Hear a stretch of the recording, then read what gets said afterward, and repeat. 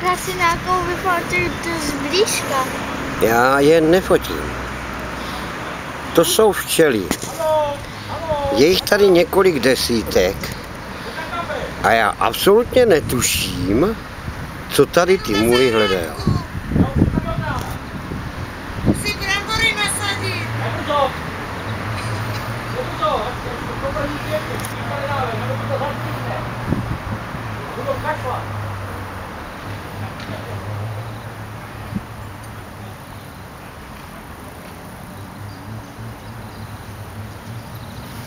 To je fascinující.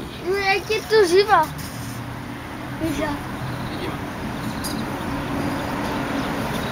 To je tu živo, že?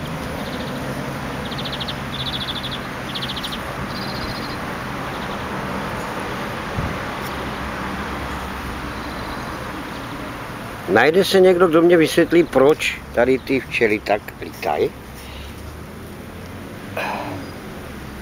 Nevím.